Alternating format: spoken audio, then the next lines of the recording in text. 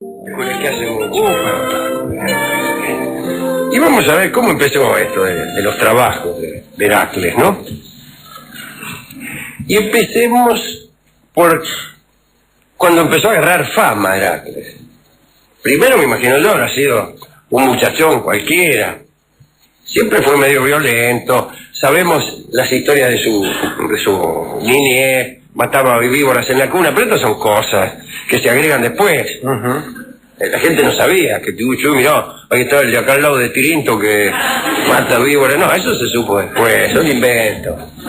Eso que todos los músicos tocaban la quena a los 2 años, esas cosas. No sabés, ¿sí? Claro. Ponen después para que quede mejor la biografía del Listonio. Bueno. Pero este se empezó a hacer famoso cuando venció a los Minias. Eran unos tipos que andaban por ahí. Y la recompensa por aquella victoria militar fue casarse con la hija mayor del rey Creonte, que se llamaba Megara. Entonces ahí consiguió una mina, y tuvo varios hijos, los llamados Alcides. Tiempo de tranquilidad, Heracles, vivió razonablemente feliz un tiempito, no se sabe cuánto, pero después volvió a pelear. Como sabían que era bueno, lo llamaban cada vez que había alguna bronca. Y venció esta vez a Pirecmes, que era el rey de los Eubeos, que también era aliado de aquellos Minias, a los cuales él había derrotado. El caso es que no solo venció a este Pirecmes, sino que infundió terror a toda Grecia, porque ordenó que el cuerpo de Pirecmes fuera dividido por unos potros, y abandonado sin ser enterrado junto al río Heracleo en un lugar llamado justamente los Potros de Pirecmes, que produce este lugar un eco como de relincho cuando beben los caballos. Cuando van los caballos ahí se oye como un misterioso relincho. No es muy poético que se oiga un relincho. Imagínense, recuérdese el comienzo del Santos Vega. Cuentan que en noche de luna, si la guitarra algún mozo, en el crucero de un pozo deja de intento colgada, bueno, y se oyen esas notas, notas que vibran heridas como por gotas de llanto. Fíjense si se oyera un relincho. Un mozo deja la guitarra en el crucero de un pozo y se oye un relincho. Sería espantoso. Bueno, claro, pero es que es una anécdota, me dirá usted. La de Santos Vega relacionada con un cantor, un payador, y la de Pirecmes relacionada con unos potros. Así que a la guitarra corresponden notas dolientes y a los potros relinchos. Y yo diré, tiene razón. Pero seguiría adelante con todo esto de Heracles, que no es más que una introducción.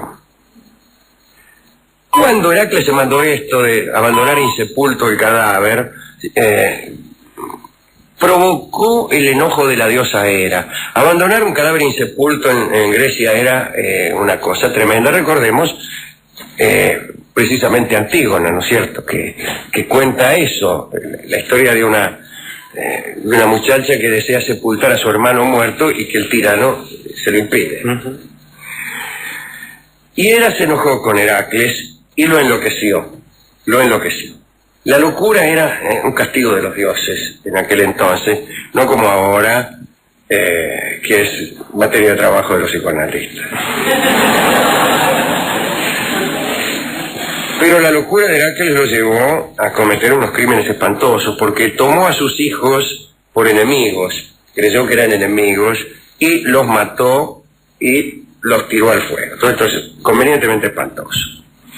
Cuando el héroe recobró la razón, eso era lo bueno de ser enloquecido por los dioses, que uno también podía ser curado por los dioses.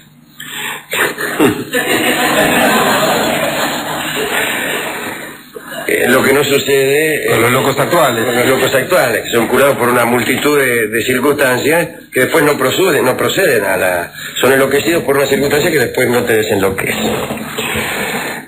Cuando el héroe recobró la razón, se encerró en una habitación oscura durante varios días, se hizo purificar, no tanto de su locura como sí de sus crímenes. El destierro era la forma de purificarse de un homicidio. Se hizo purificar por el rey Tespio, fue a Delfos para preguntar qué debía hacer, el oráculo. En Grecia, cuando uno no sabía qué hacer, consultaba el oráculo. Ahora no. Él no consulta directamente a nadie. Sigue sin saber qué hacer porque puede suceder en Grecia o en estos tiempos que uno descubra que nadie sabe qué hacer. Entonces hay que preguntar a personas más desorientadas que uno. Pero Heracles sí fue a Delfos y la pitonisa le aconsejó que viviera en Tirinto y sirviera al rey Euristeo durante 12 años y realizara los trabajos que Euristeo le impusiese. En compensación a esos trabajos le sería concedida la inmortalidad. Este es el origen de los trabajos de Heracles. Y entonces Heracles fue a ver a Euristeo, que era un miserable. Ahora hablaremos alguna vez de Euristeo. El primer trabajo que le impuso a Euristeo a Heracles fue el de matar y desollar, sacar la piel, al león de Nemea. Una fiera enorme que tenía la piel a prueba de hierro, de bronce y de piedra. Algunos dicen que el león descendía del perro Ortro, si me disculpan ustedes. Ortro era uno de los hijos de Tifón y Equidna. Tifón y Equidna, para los aficionados al turf, eran padre y madre de los mejores monstruos. Todos los monstruos de la mitología griega son hijos de Tifón y Equidna. Y así como usted va al hipódromo y quiere jugarle a un caballo que marche muy ligero en las distancias cortas, juega a los descendientes, por ejemplo, de Meitrax. Bueno, si usted quiere monstruos convenientemente terroríficos, busca a los hijos de Tifón y Equidna. Y el perro Ortro, disculpen ustedes, que veía muy poco,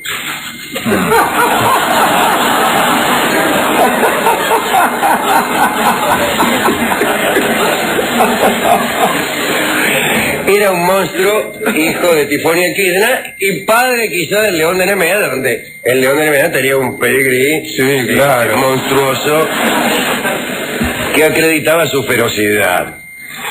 Pues bien,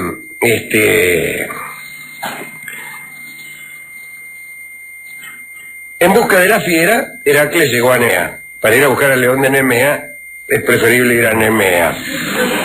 Y llegó al mediodía, pero como el león ya se había comido a todos, no encontró a nadie que lo orientara. El león ya se había morfado hasta los orientadores. Entonces empezó a buscar. Primero registró el monte Apesas, después fue al monte Treto, buscó, estos son los lugares más bajos del monte Treto, poniéndose en cuclillas, y al poco tiempo divisó al león que volvía a su guarida, salpicado con la sangre de la matanza del día, porque el león era tan malo que se imponía unas crueldades cotidianas. Muy bien, vamos a matar un poco. Y volvía, naturalmente, salpicado con la sangre de esta matanza, lo cual, desde el punto de vista del relato, nos informa adecuadamente dos cosas. Primero, que el león mataba, y segundo, que era un poco descuidado en todo. La salpicadura también salpica el prestigio del león. Si el león fuera noble, mataría sin salpicaduras de sangre. Bueno, Heracles le lanzó una andanada de flechas, pero rebotaron en la piel del león. Luego Heracles utilizó la espada, que se dobló como si fuera de plomo. Finalmente levantó un garrote y le metió un mazazo en el mate. Un golpe tal, dice, que el animal se introdujo en su cueva, sacudiendo la cabeza, no a causa del dolor, sino porque le zumbaban los oídos. Heracles, desesperado, cubrió con una red una entrada de la cueva y lo fue a buscar por la otra. Tenía una cueva de 2 entradas el león allá en su astucia. ¿Qué tal, Sí. Y como el monstruo era inmune a todas las armas, se puso a luchar con él con la mano. El león le arrancó un dedo de un mordisco, pero Heracles, tomando la cabeza del león debajo del brazo, lo estranguló. Después llevó el cuerpo de la fiera en los hombros, y lo fue a ver a Euristeo, el rey que le había encargado los trabajos. Y el rey, que era un miserable como se dijo, aterrado, le prohibió volver a entrar en la ciudad. En el futuro debía exhibir los frutos de sus trabajos fuera de las puertas. Más tarde, Heracles desolló al león con sus propias... con las garras del león. Utilizó las garras para quitarle la piel y desde entonces usó la piel del león como vestimenta. Cuando vemos en los naipes Victoria al comodín, por esos calzoncillos de piel, esa es piel del león de Nemea. Mucha gente va a comprar calzoncillos diciendo, ¿tiene calzoncillos de piel de león de Nemea? No. Así que la cabeza del león la usaba como yelmo. De modo que a veces parecía que venía un león realmente. Lean ustedes, si pueden, un cuento de Leopoldo Lugones que se llama Los caballos de Abdera. Van a ver qué lindo que es ese cuento, que... Claro, pero ya les conté el final.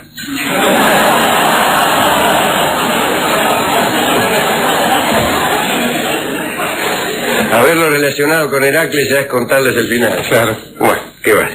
Esperen mucho y después léanlo.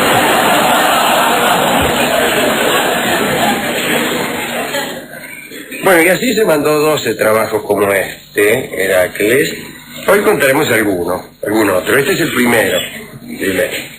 A mí el que me gusta es el quinto, es un trabajo asqueroso y por otra parte implica un litigio. No se lo reconocieron. Vamos a ver.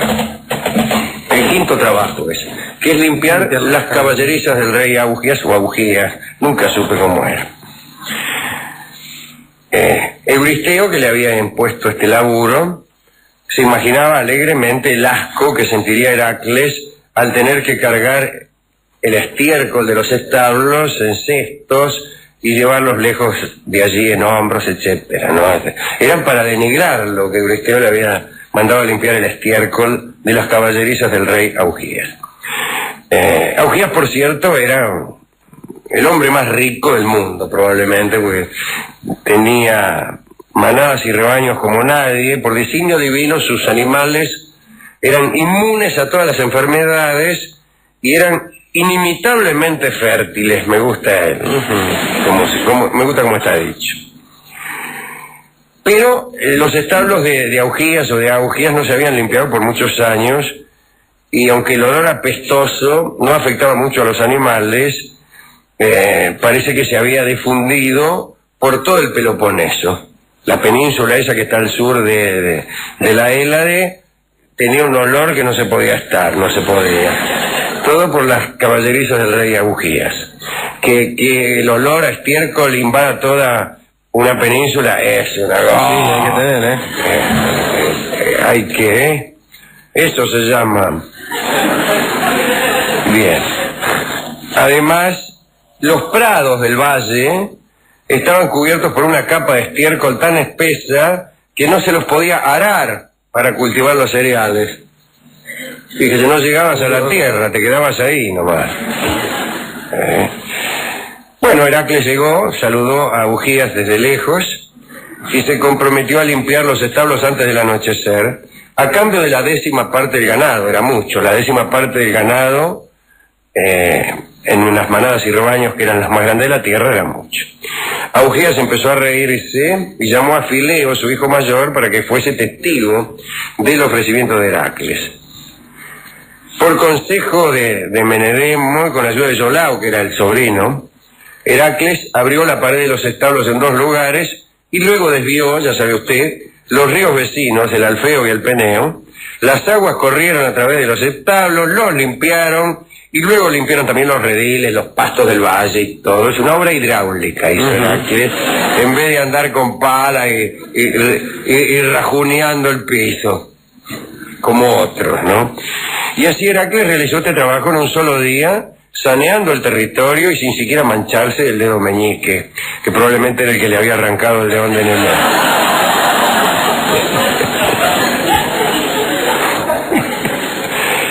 Pero surgió un problema. Augías, al enterarse de que Heracles había limpiado los establos y que ese trabajo se lo mandaba a hacer Euristeo, no le quiso pagar. Incluso se atrevió a negar que Heracles había cerrado un trato.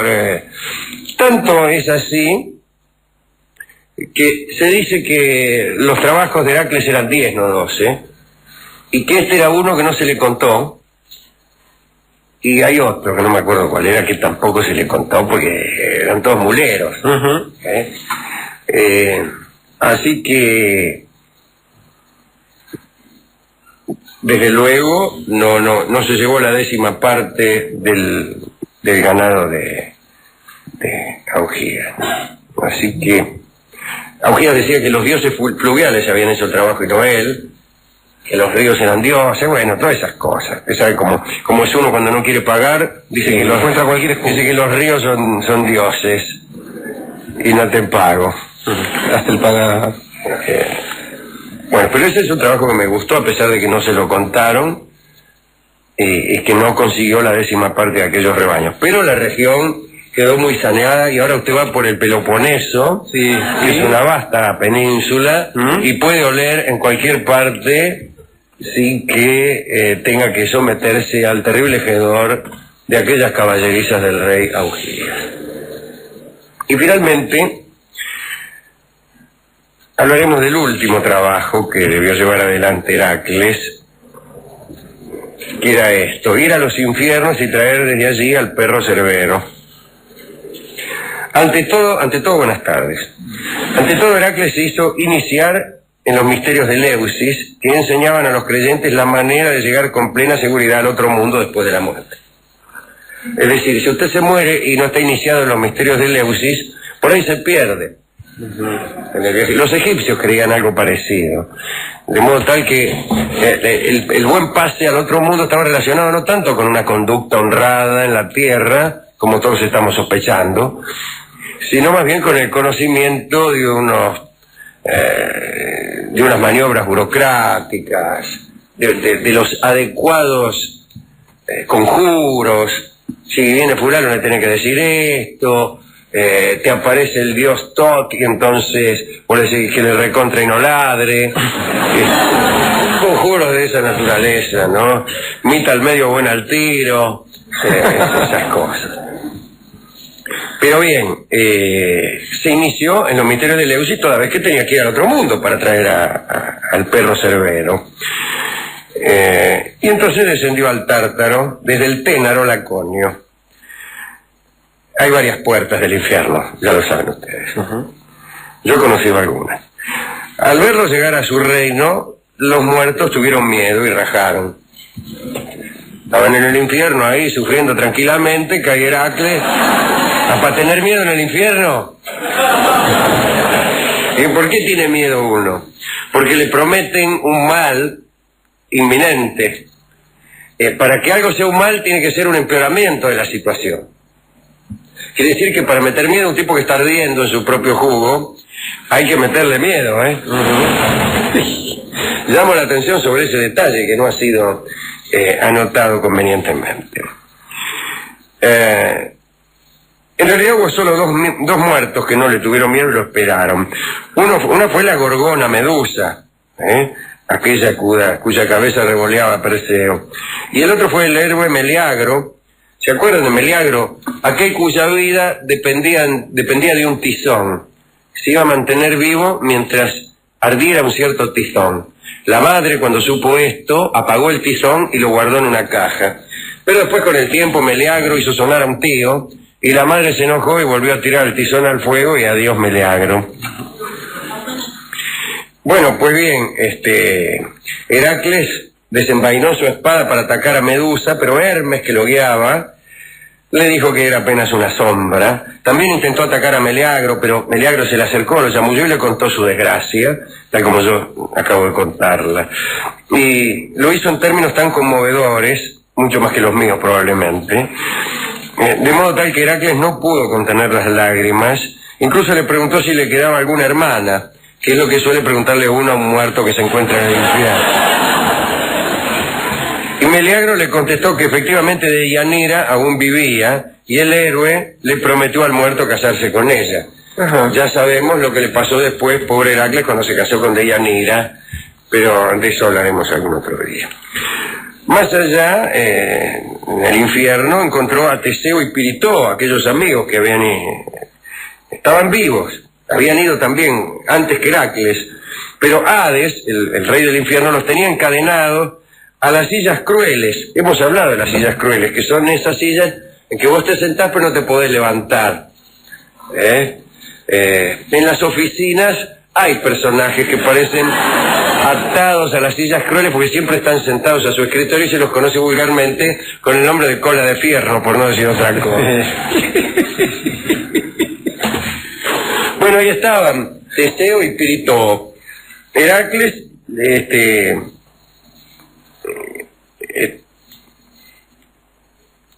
creo que libertó a Teseo, pero Piritó tuvo que quedarse en el infierno. Me parece que cuando lo levantó a Teseo, él lo hizo con tal violencia que un pedazo de la cola de Teseo quedó adherido a la silla cruel. Y explican todavía los griegos por qué los atenienses suelen tener la cola muy flaca, porque son descendientes de Teseo. El procedimiento para explicar las leyes de la herencia es absolutamente inadecuado. Sí. Es como si los hijos de Heracles hubieran nacido sin el dedo. Claro. Pero bueno, así explican los atenienses la carencia de cola de los nacidos allí, que es proverbial. Bien. Bueno, después siguió por ahí, dio libertad a Escálafo, que permanecía allí cumpliendo la pena, aprisionado bajo un enorme bloque. Bueno, después tuvo mala suerte a Escálafo, lo convirtieron en lechuza, así que te salven de una cosa para terminar como lechuza ahí cogoteando, para que tus amigos digan cambio lechuza portero. Francamente no tiene mucha gracia. Bueno, y finalmente, deseoso de complacer a las almas dolientes con un regalo de sangre caliente, mató una de las vacas de Hades, porque el rey del infierno tenía vacas ahí. Era un infierno pastoril. Finalmente se encontró con el propio Hades y le pidió autorización para llevarse a Cerbero, al perro. Y el dios Hades accedió, pero con la condición siguiente: debía dominar al animal sin recurrir a sus armas habituales, revestido simplemente con su coraza y su piel de león. Heracles encontró al perro encadenado, sin vacilar lo agarró del cuello, del cual salían 3 cabezas, cada una con una adecuada cabellera de serpientes. Tenía una cola cubierta de púas y un aliento que ríase de las caballerizas de Augias.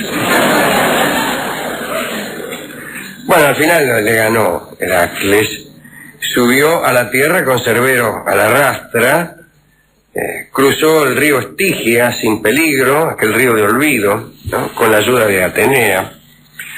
Como Cerbero se resistía, ladrando furiosamente con sus 3 bocas, le encajó una patada a Heracles y la baba de Cerbero voló por los campos e hizo brotar una planta venenosa que se llama acónito, que como todos saben no proviene de una semilla, sino de la baba del perro Cerbero, no como sostienen algunos botánicos supersticiosos.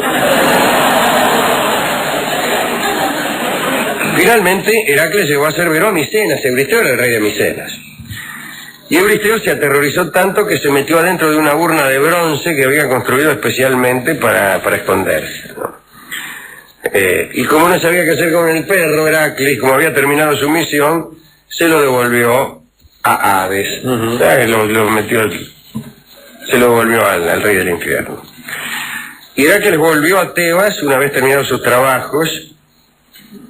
Su mujer era Megara, entonces tenía 33 años, y él se la pasó al sobrino, a Iolao, que tenía 16. Y luego buscó una esposa más joven y más afortunada. Pero esa ya tuvo otras esposas, la última de las cuales fue justamente la hermanita de Meleagro, de Yanira, cuyos celos vendrían a causarle la muerte. Pero esa es otra historia. Hemos contado el primero, el quinto y el último de los trabajos de Heracles, y también la razón por la cual se sometió a ellos. Quería ser inmortal. le habían prometido la inmortalidad si cumplía con aquellos 12 trabajos que, insisto, creo que eran 10 y después le anularon 2. Y tuvo que... Así que me gustó esta historia. Lo que más me gustó es que entrar al infierno y que los muertos tengan miedo. ¿De qué va a tener miedo un muerto? De morirse. Insisto sobre esto, sobre que el temor es hijo de la promesa de un mal. Incluso a mí se me ocurrió que en el infierno uno no puede ser amenazado. Pero Heracles era tan terrible que incluso le metió miedo a los propios réprobos. Aunque ya se sabe que el infierno griego era un infierno como el infierno argentino, ¿no? Donde no había verdaderamente diablos ni tipos asados. Esa es la verdad. Había unas almas melancólicas que decían por allí que era preferible ser esclavo en la tierra que no rey en el infierno. Más bien lo que tenían era una enorme melancolía, y ahí sí es posible asustar a un melancólico haciéndole Pues, ¿a quién dedicar esto? A nuestro amigo Heracles de Tirinto.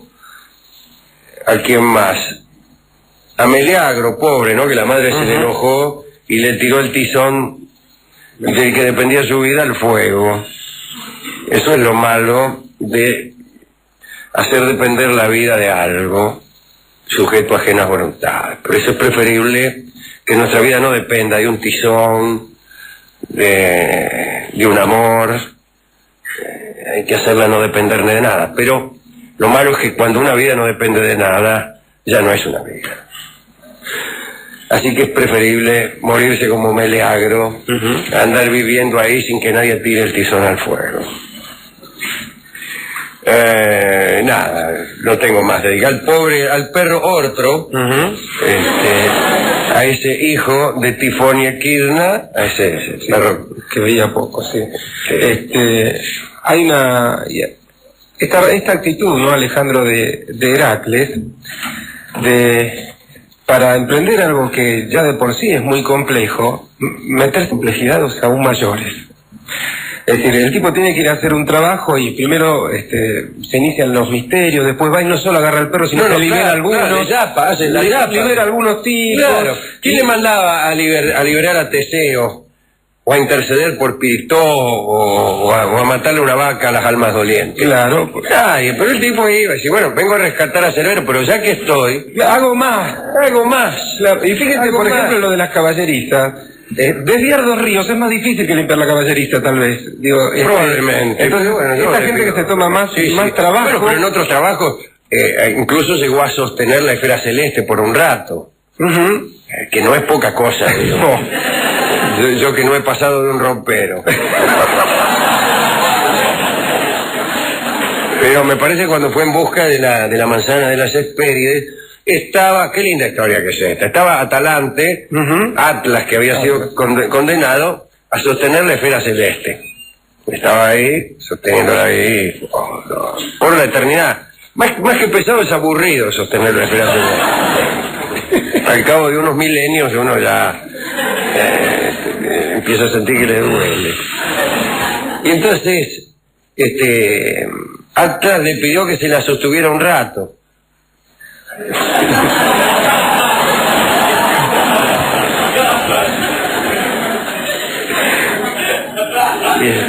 Y Heracles se la sostuvo, y se avivó. Me va a dejar acá de garpe. Y le dijo, pará, dice, que me voy a poner una almohada. Teneme que buscar una almohada. Y el otro, que era más gil que Heracles todavía, la agarró de nuevo. Se agarró de nuevo y Heracles salió rajando. Y ahí está todavía Atlas sosteniendo la esfera celeste. Pero no está mal, dice, el tipo iba con la manzana. Y dijo, no, ¿querés que yo te sostengo un rato la manzana? Y pues hay esta actitud de ir un poco a más, ¿no? Pero digo, en el mejor de los sentidos. Sí, claro. No de esquivar dificultades, sino de, bueno... De buscarlas, de buscar problemas, que es una actitud intelectual, en otro sentido, en sentido alegórico, mucho más seria que la de buscar soluciones. ver problemas donde otros no ven nada. Soluciones, cualquier burgués tiene soluciones. Llueve, se pone un paraguas. Eso es la actitud intelectual burguesa es la de evitar problemas. Mejor no pensar en ello, dice. Pero bueno, en cambio, el intelectual audaz va buscando problemas. Hay gente que tiene solución para todo, incluso allí donde no hay problema. Bien, hemos ido... ¿qué música utilizar? Se preguntará usted. Sí, la verdad. Hemos ido a la discoteca a ver si había tangos de Heracles, pero no hay. No. Hay, vamos a tener que decirlo de una vez, no hay. En cambio, hay una milonguita que canta don Alberto Merlo, que es muy divertida, y que tiene por título lo que bien puede ser un apodo para Hércules, que es El Poderoso. Así que esto es lo que nos han dado en la discoteca. La milonga El Poderoso, cantada por Alberto Merlo, dedicada a Heracles de Tirinto, dedicada a aquellos que cuando les encargan 12 trabajos hacen 24, aquellos que buscan problemas más que soluciones, aquellos que sufren por el sufrimiento ajeno, aquellos que están siempre preparados a liberar a Teseo, aunque tengan sobre sí la pesada carga de rescatar a Cerbero de los infiernos. Aquellos que no se lamentan por sus cruces, sino que más bien se comiden para acarrear las ajenas. Adelante, don Alberto Merlo.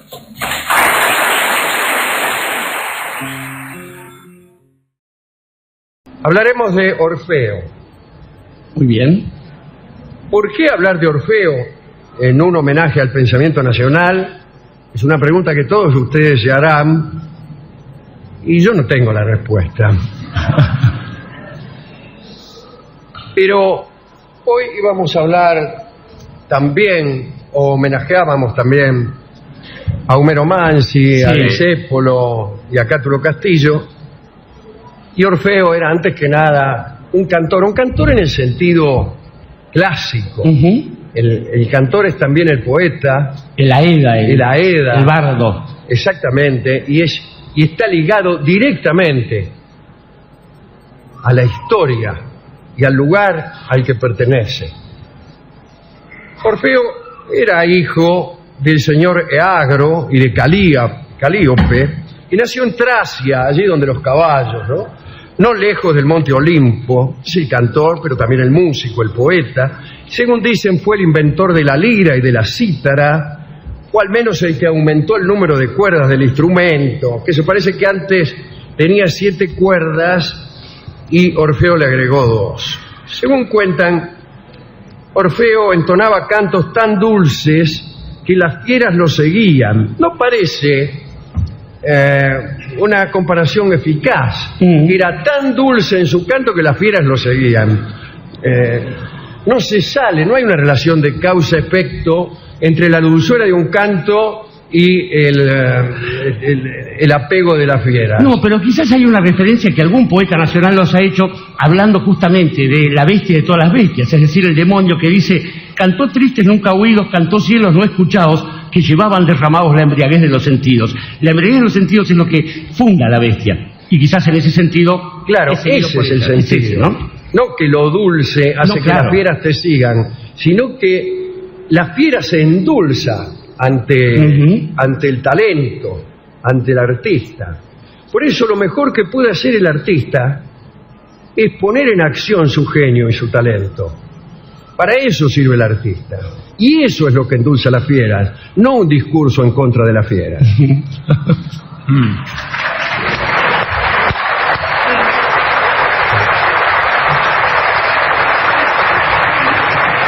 Orfeo participó en la expedición de los argonautas, no remaba, era uno de los pocos que no remara. Era en ese sentido lo que se dice un caficio. Claro. A veces señalaba con su canto el ritmo de los remeros. Es decir, que los tipos se mataban remando y el tipo a remar, a remar, a remar. Se dice también que lo hacían cantar en las tempestades, en la esperanza de que los vientos se calmaran, pero los vientos son más insensibles que las fieras. Eso por no hablar del público de atrás, pero... Sí. También usaban su canto cuando había peleas o conflictos entre los tripulantes de la Argo. Se armaba un tole-tole y venía Orfeo y cantaba Pobre mi madre querida. Su participación fue decisiva cuando las sirenas, otras cantoras, ¿no?, Sí, señor. trataron de seducir a los argonautas con sus canciones. Orfeo superó con acentos más dulces a aquellos seres y salvó a todos de una muerte segura. En verdad, era también el sacerdote de los argonautas. Algunos dicen que con ciertos conjuros mágicos logró fijar a unas islas errantes que dificultaban la navegación en el estrecho de Caríbidis, unas islas que se movían. Otros dicen que se cerraban dos islas cómplices al paso de las embarcaciones y las hacían pomar. Ahí ha quedado la expresión entre Sila y Caribdis, justamente. Sila y Caríbidis, exactamente. Simplégadas también solían llamarse aquellas islas. Había como un estrecho entre ellas y las islas tenían un mecanismo tan delicado que cuando entraba una embarcación empezaban a cerrarse y la aplastaban. Pero estos piolas de los argonautas mandaron primero una paloma. Sí, señor. Entonces las islas, un poco insensibles a la diferencia entre una paloma y una embarcación, empezaron a cerrarse para atrapar a la paloma, y cuando empezaban de nuevo a abrirse ahí con todo, se metió la nave Argos y alcanzaron a salvar con el hilo de una pata. Otro mito más célebre relativo a Orfeo es el descenso a los infiernos por su amor a su novia Eurídice. Tener novia es descender a los infiernos. Eurídice era una ninfa que, con el permiso de Zeus, andaba con Orfeo. Un día, Aristeo, que era un cazador, pastor, lechero y apicultor, además de adivino, la vio a la Eurídice a la orilla de un río y tuvo la ocurrencia de atropellarla. Ajá. Eurídice salió corriendo entre los yuyos y allí la sorprendió una serpiente que la picó y le causó la muerte. Orfeo decidió entonces ir al infierno en busca de su esposa. No olvidemos que en Grecia iban todos al mismo lugar. Sí, claro. Nada, que el infierno, el paraíso era el Tártaro y ahí íbamos todos. Por supuesto, para amansar a los monstruos infernales, utilizó su arte de cantor, cantándole algunos cielitos. Al escucharlo, dicen, la rueda de Ixión dejó de girar, la roca de Sísifo, aquella que una y otra vez caía encima del tipo, quedó en equilibrio. Tántalo, aquel que quería tomar agua que se le escapaba entre los dedos, pudo tomar un medio litro, y hasta las Danaides dejaron de llenar su tonel sin fondo. Es decir, por un momento se interrumpieron los tormentos del infierno. Finalmente, después de hacerle cantar algunos estilos, valsecitos y el tango mano a mano, Hades y Perséfone, el rey y la reina del infierno, accedieron a devolverle a Eurídice. Eso sí, impusieron una condición. Chao. Cuando los dioses imponen una condición, Mejor irse y no firmar el contrato roca runcima. Exactamente. La condición era esta: que Orfeo volviera al mundo de los vivos seguido de su novia sin darse vuelta a mirar. Otra vez lo mismo. Que Orfeo adelante como los Thanos. Sí. La novia Eurídice unos pasos más atrás, y él no podía darse vuelta a mirarla, que es lo que hace cada tanto un Tano, para ver si sigue la media. Bien, es curioso como en todos los mitos darse vuelta está mal. Está sí. mal. Esa es la salida del infierno transitorio, que el tipo va adelante siempre, ¿no? Sí. Bueno, parecía bastante fácil de cumplir. Sí. Pero ya sabemos que en la condición está la trampa de los dioses, y cuando ya estaban por llegar a la luz del sol, Orfeo dudó. Che, ¿no me habrán engañado? Pensó. Y se dio vuelta para ver si Eurídice venía, y en ese mismo momento ella se desvaneció y murió por segunda vez. No. ¿O acaso se convirtió en una estatua de sal? Y se mudó a otro libro. Y se mudó a otro libro. Orfeo trató de recuperarlo una vez más, pero esta vez ya el barquero Caronte fue inflexible y le impidió el acceso al mundo infernal. Pero bueno, acá las cosas ocurren una vez sola. ¿Qué querés? Este es el infierno. ¿Qué te pensás que es? El Palais de Glace, que vos entrás y salís como querés. La muerte de Orfeo ha dado origen a un gran número de tradiciones. Según algunos, lo mataron las mujeres tracias. Hay quien dicen que por envidia a la fidelidad que él tenía por la memoria de Eurídice, todos se lo querían transar y el tipo no agarraba viaje con ninguno, ¿no? También se ha dicho que Orfeo, para evitar a las mujeres, se rodeaba de muchachos y hasta llegan a afirmar que fue el inventor de la pederastia. Bueno. Su amigo habría sido Calais y no Calais, como dicen los afrancesados. De lo sublime a lo ridículo no hay más que un paso, ¿no? Sí, el hijo de Bóreas. Otros sostienen que Orfeo, al volver del infierno, había instituido algunos misterios basados en experiencias recogidas en el Tártaro, pero que había prohibido el ingreso a las mujeres. Los hombres se reunían con Orfeo en una casa cerrada, dejaban las armas afuera, y una noche, sería extraordinario, ¿no? Una noche, en el silencio de la noche, ¿no? Las mujeres de Tracia se apoderaron de las armas y cuando los hombres salieron, asesinaron a Orfeo y a algunos de los muchachones que estaban con él y despedazaron el cadáver de Orfeo y arrojaron los pedazos a un río que los arrastró hasta el mar. La cabeza y la lira del poeta llegaron a Lesbos, cuyos habitantes le tributaron honores fúnebres y le erigieron una tumba.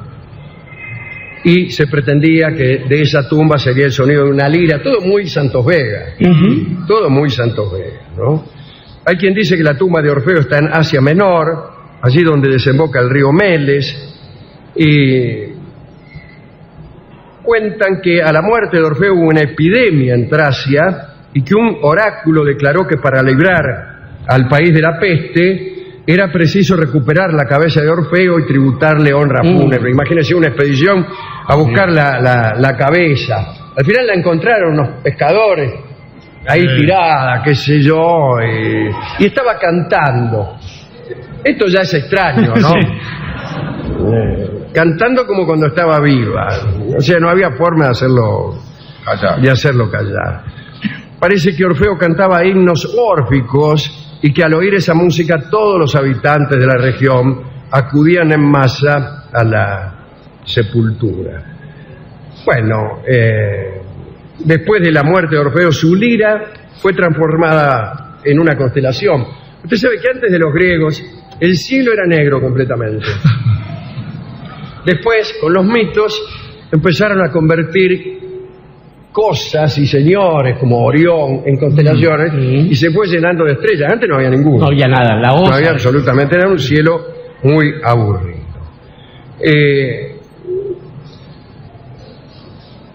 Morir por darse vuelta a ver si te sigue tu novia es una de las muertes más nobles. Morir dado vuelta, dijo él. Pero ¿qué otra cosa hace uno que darse vuelta cada minuto? A ver si su novia lo sigue.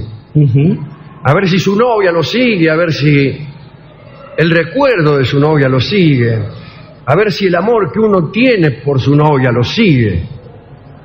A ver si el ansia de justicia que uno tenía lo sigue. Es decir, darse vuelta a ver si tras de uno todavía viene uno mismo. A ver si uno no se ha quedado solo, tan solo que ni siquiera uno está.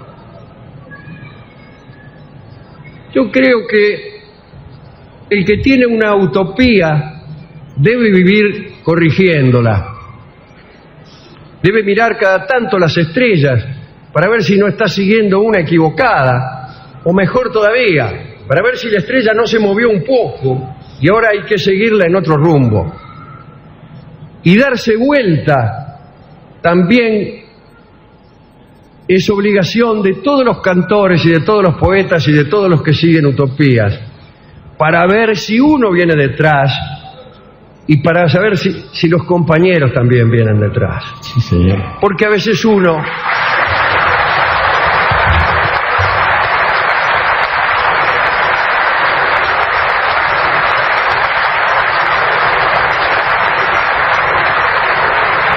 A veces uno se extravía en cielos personales que poco tienen que ver con las utopías. Hoy la charla es sobre Orfeo, pero también quizá Dorio quiera decir algo acerca de estos Orfeos nacionales que son Enrique Santos Discépolo, Homero Mansi y Cátulo Castillo. Y ahí puede estar la dedicatoria de esta charla de hoy. Estaba pensando, querido Alejandro, que para seguir un rumbo justamente en esta tropilla de cantores, el muchacho Orfeo era de la misma patria que Espartaco, aquel hombre que en algún momento supo rebelarse, porque también el que canta las penas de su pueblo, una vez que las canta está enunciando cuáles son las reivindicaciones de su pueblo. Y también, una vez muerto, Orfeo siguió un destino que fue reproducido después en estas tierras de la patria grande, un destino como el de Túpac Amaru, que también fue despedazado sin que por eso su palabra se partiese al medio. Pero ciertamente lo que lo hermana con estos hombres que estamos recordando hoy es justamente esta mezcla de armonía, de canción, esa mezcla de palabras con música que llegan en noche nublada, ahí como dice también Santos Vega, ¿no? Si su guitarra algún mozo en el crucero del pozo deja el intento colgada, y esas sombras, calladas como sombras, son las que están permanentemente cantando las canciones populares. Como usted decía, mi paso va adelante y atrás el corazón, dice alguien que también nos está hablando de esa gente. Y en el caso de Cátulo Castillo, de Homero Mansi y de Enrique Santos Discépolo, fueron gente que, al mismo tiempo que compuso coplas desde lo más profundo de su corazón y su saber, compusieron coplas que en algún momento hubo gente que simuló no escucharlas, que quiso acallarlas con el ostracismo, con la persecución, con la prohibición. Y sin embargo, esa música sigue sonando, porque sabemos que a través de los poetas, la voz del pueblo es la más hermosa música que podemos escuchar, como dijo un gran poeta que no escribía versos.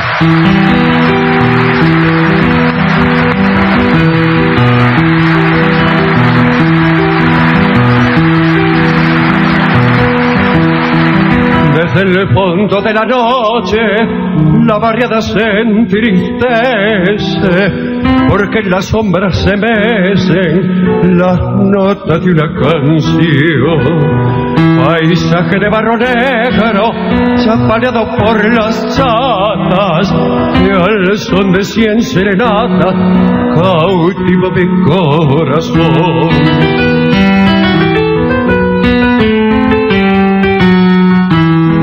Mariposa de alas negras rondando en el callejón, al rumorear la bordona junto a la paz del Malbón, y al escuchar en la noche notas que el viento se van surgiendo del olvido, las mentas del pasado.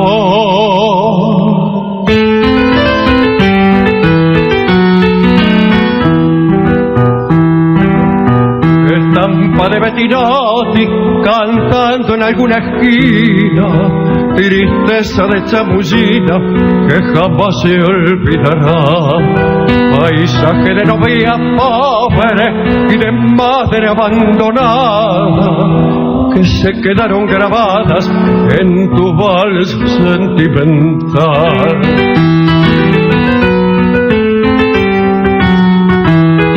Mariposa de alas negras rondando de callejón, al rumorear la bordona junto a la paz del Malbón, y al escuchar en la noche notas que el viento se van surgiendo del recuerdo, las mentas del pasado. Trai la la la la la la, trai la la la la la la.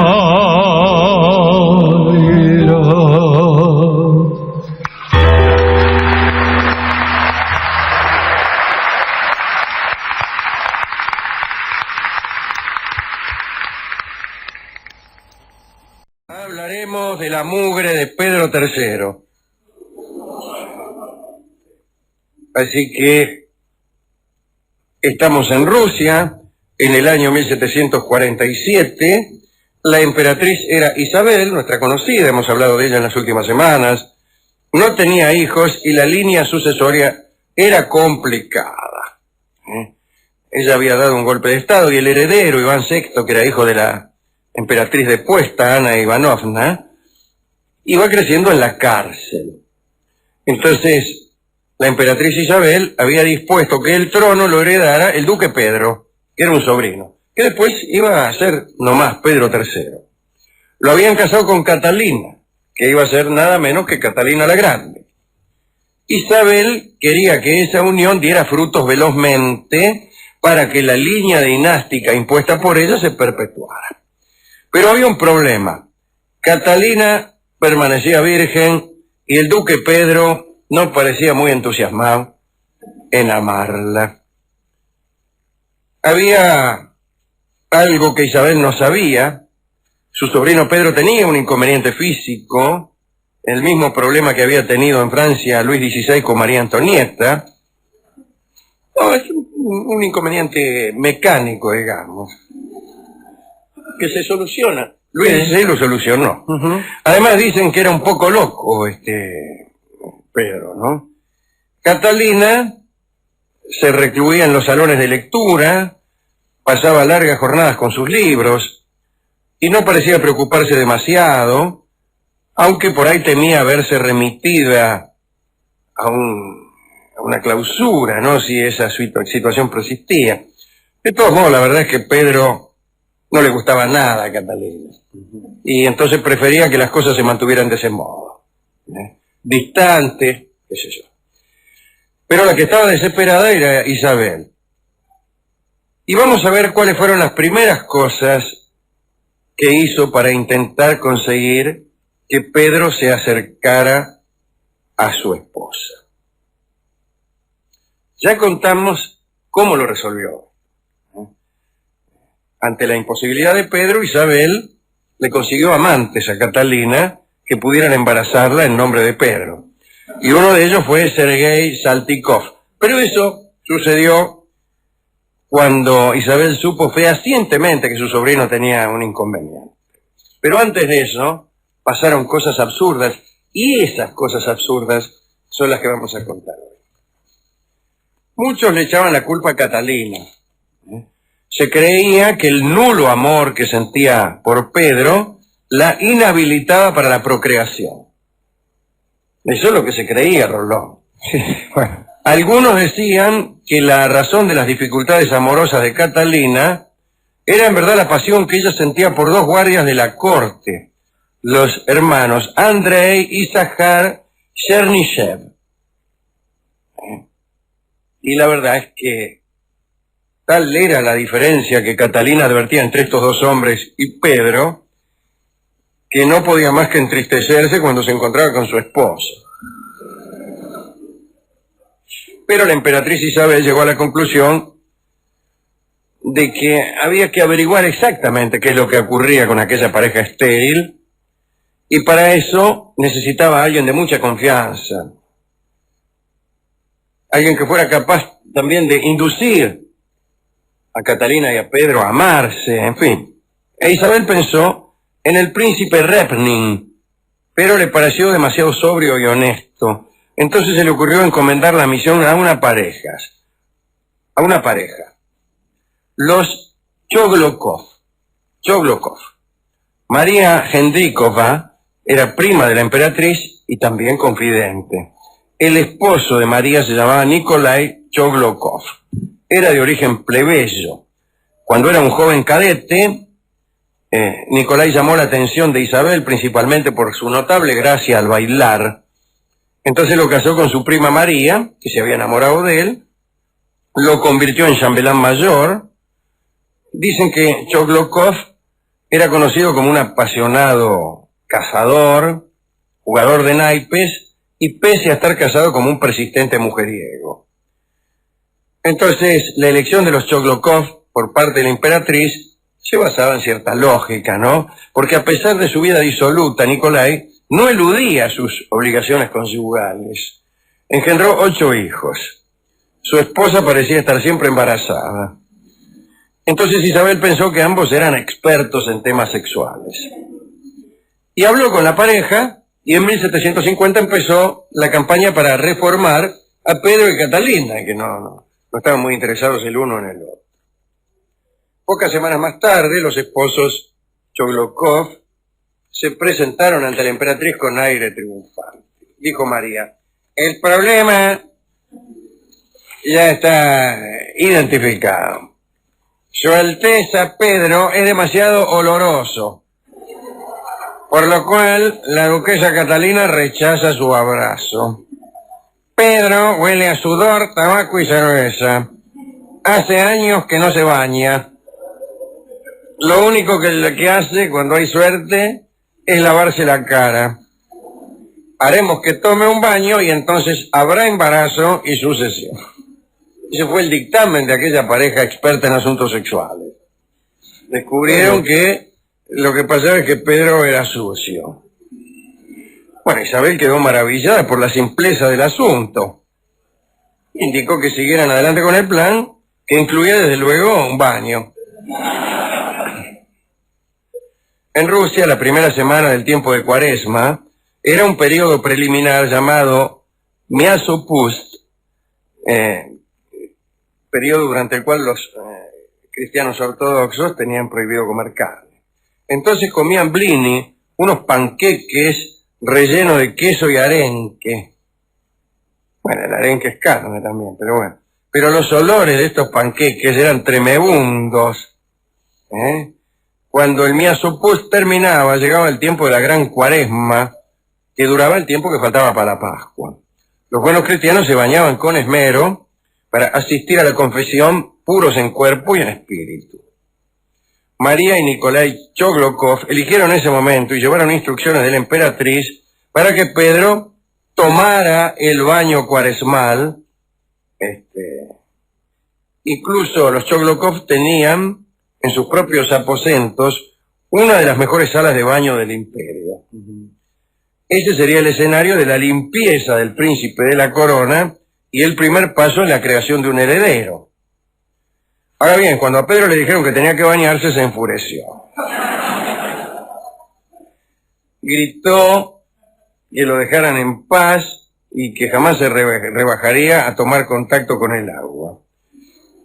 Dijo que no haría nada en contra de su naturaleza y citó casos de cortesanos que por enfriamiento después del baño se habían muerto. En realidad Pedro tenía instalada la idea extrema de que si se bañaba, se moriría. Bueno, María Choglokova regresó a los aposentos de la emperatriz con la noticia aquella del rechazo al baño. Y aprovechó para contarle a Isabel acerca del descaro con que Pedro había desafiado sus órdenes. Entonces Isabel, enojadísima, ordenó el baño a la fuerza. Bañelón de prepo, dijo. Entonces un contingente de guardia tomó al hediondo duque Pedro, lo sorprendieron durmiendo en realidad, lo arrastraron a un tacho dispuesto en las cercanías. El heredero del imperio solo pudo agarrarse de una sábana pestilente, pero la sábana se desprendió de un lecho que también era pestilente. Y el baño duró 2 horas.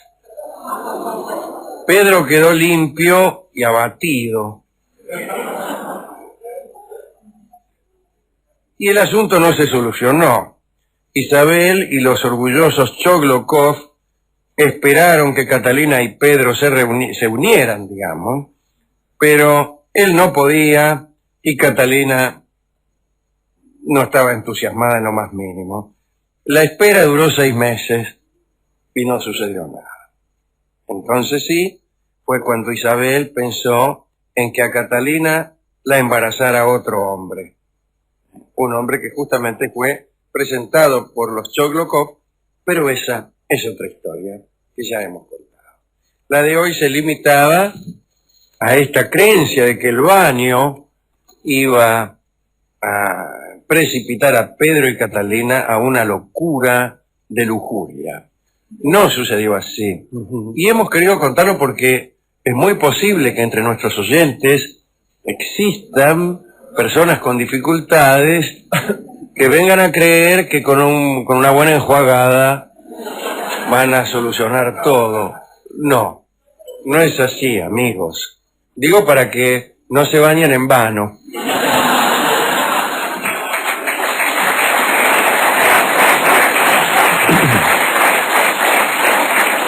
Bueno, ¿a quién dedicar esta curiosa e higiénica historia? A los Choglokov, Alejandro. Desde luego, a María y Nicolás Choglokov. Expertos en todo el tema de la sexualidad que llegaron a este dictamen. Sí, verdaderos expertos. Que tenía su lógica, le digo, en principio. Tenía cierta lógica. En principio, bueno. Sí, pero no bastaba. No bastaba. No bastaba. No, hicieron toda una teoría con un solo elemento, ¿no? Ese es el verdadero error. Claro. ¿No? Le faltaba cerca un popper. Claro. Bueno, siempre hace falta un popper en estos asuntos. Los asuntos sexuales, contrariamente a lo que se piensa, son asuntos en los que hay que pensar mucho. Muchísimo. Bueno, hemos ido a la discoteca para conseguir discos acerca de personas que no se bañan. Y hemos encontrado el bello tango que se llama Tierrita, que escucharemos inmediatamente, dedicado a Pedro III el Grande, en la versión, a Pedro III, en la versión de Astor Piazzolla, La Grande era Catalina. Adelante.